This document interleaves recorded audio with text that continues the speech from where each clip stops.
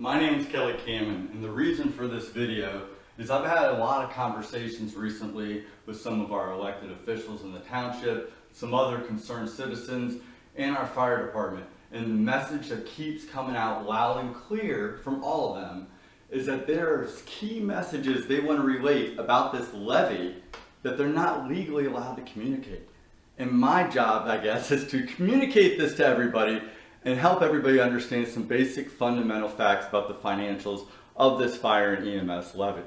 So right now, the fire department operates off of a 5-year renewal levy.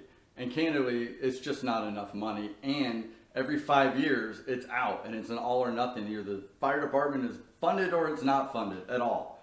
That's a bad way to do things. So this levy is actually an ongoing permanent levy.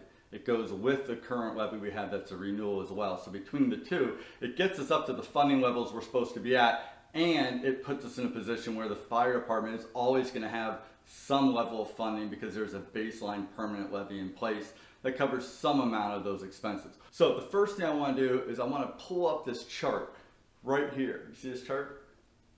Yeah. So I don't want to bore you with a bunch of numbers today. I want to keep this very simple for you. First graph I want to show you. Notice the population chart right here. This is population growth, and as you know, the more people live here, the more runs, the more expenses the fire department has, etc. But there's another factor, which is that chart you see right there, the one going down.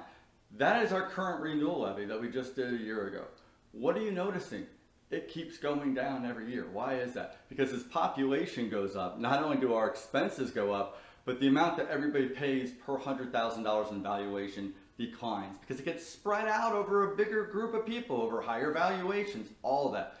So we're now paying about half per $100,000 in valuation as we did 10 years ago. That's an issue, right? Well, let's just verify that, right? So what's the second thing that we probably want to look at? It's going to be how it compares to other departments in the area, similar communities. So if you look at this chart's going to show you what similar communities in the area are funding per $100,000 of valuation. And if you look, we're way below. And even after this levy, we're going to be right in the median with those other peer communities. So this median doesn't overfund the department or anything else. It puts us right in line with where everyone else is. And if you go back to the other chart, which now I'm going to show you with the additional levy added on and the other color, it gets the funding level between both levies right in line with where we've been funding the fire and EMS department. So really this levy is just bringing us up to continuing to fund it at the same rate. It's not trying to, take it up to another level. It's just continuing to fund it at the same rate we're at now. But because of population growth, because things cost more, because of the way the funding gets broken down and spread out, we've got to add another levy on to be able to fully fund the fire and EMS department.